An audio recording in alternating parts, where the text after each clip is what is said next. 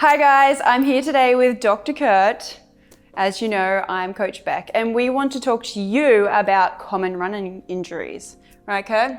That is correct. So we have been working together for a while now in the running community, and we thought it was just time to get on the screen and show you some details. Yes. So today we're going to be looking at Iliotibial Band Syndrome, or ITB syndrome. I'm sure a lot of you guys have dealt with this in the past. It's mainly going to be knee pain kind of on the outer portion of your knee, just above your kneecap. A lot of the reasons this tends to happen is when there's not too much strength in the hips. We don't have a ton of control down the leg, and that's where the knee starts to dive in and puts a ton of stress on that outer portion. And so the way we're going to tackle that is through the use of a handy lacrosse ball. Look at that. It says Beautiful. her on it. It's perfect. Love it. All right, so Beck's going to take the lacrosse ball, and she's going to place it on this outer portion of her quad here. And then she's gonna go ahead and lie right on top of it. So she's gonna use her body weight to put a little bit of force into it. Once she has it pinned on an area that's a little uncomfortable, a little tender, Ouch. she's gonna go ahead and start to just bend and extend the knee back and forth, slow and controlled. Not powering through it. You want to feel a little discomfort. It means you're working on some stuff. So she's gonna go back and forth about 10 times. Then once she's done that, she's actually gonna either move up or down to reposition the ball in a different part of her outer quad and repeat the same process again about 10 to 12 times. Cool. And it does hurt. Make sure you breathe through this exercise and never go over that joint. Yeah, okay. So that's actually a really good point. So the primary area we want to avoid is actually the area where it's most commonly probably gonna hurt, which is gonna be lower, below the kneecap and on the outside closer to that joint line. So like Beck said, try to avoid that area. Stick to the meat of the muscle, if you will. Cool.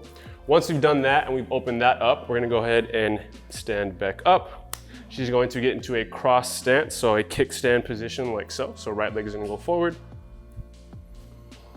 From here, we're going to now train controlling the glute and also getting a nice stretch through the outer portion of the leg. So she's going to sit her butt back and rotate her pelvis towards the front leg we're working through here. And as she stands up, she's going to think about driving her right hip, her front leg forward, back up nice and tall, getting that glute engaged, and then repeating the process as she sinks back again. So she should feel a nice stretch on the outer quad into the glute a bit, perfect, and stand right back up. And you're thinking about driving this pocket forward when you stand up. So she'll sit back, and then Beck drive that front hip forward, up nice and tall, and repeat. Perfect. Cool. Nice. And the third drill is strength. You know that I'm a big believer in those strength exercises, and this is just one of many that you could do. I'm gonna get Kurt to lie down on the floor for me, and we're gonna go into the famous glute bridge. The reason why we want to strengthen through that hip area is we wanna recruit those stabilizing muscles that are going to help you strengthen that hip area, which is normally weak, especially in female runners.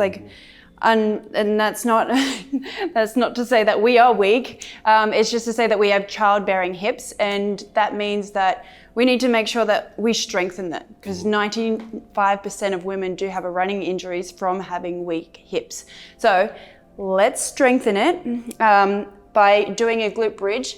So we are going to start by switching the core on today. So I always like to start with really switching the transverse abdominals on. So I'm gonna get Kurt to get his knees over his hip line, ankles in line with those knees. And we're gonna press your palms as hard as you can onto the top of those knees, bottom of the quads, and just focus on putting your back flat on the floor, okay? So you have like an isolation hold here. So you're supine hold, and you're pressing those palms in as hard as you can towards the knees, really press. And if you're doing it right, Kurt will start shaking right now. Yep, it's not earthquake, yep. It's just me tremoring. The whole goal here is just to make sure that your core is activated to get into the glute bridge. It's always the way that I do it, because I want you to talk to your muscles that you're working. So let's put the heels down now, Kurt, and we'll put our heels a hand length away from our butt.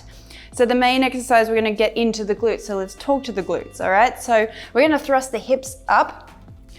Okay, so shoulders are back and down, your palms are on the floor. I do also like it if you are rounded shoulder to flip those palms over, so the shoulders do stay back and down. Your hips are gonna drive up as high as possible, driving through your heels, okay? All right, so once you find the range that you can thrust those hips into the air. I then want you to lower your hips down nice and slowly, 1,000, 2,000, 3,000. You nip your butt on the ground and then drive through your heels and thrust back up. So what we're doing here is we're trying to really engage that glute max. 1,000, 2,000, 3,000, and drive it up. So the amount of reps that you want to go through once you have that control is about 15 to 20, okay? And this is just one movement that you can do to really strengthen those glutes and help you out with that ITB syndrome. Glutes are burning. Glutes are burning. Burning. Everyone's winning. Thanks for that, Kurt. All right, so we hope that we gave you a little bit of information on ITB syndrome, just how to help it. Like always, if you have any questions, please hit myself or Kurt up. We're always here for you. So have a good day.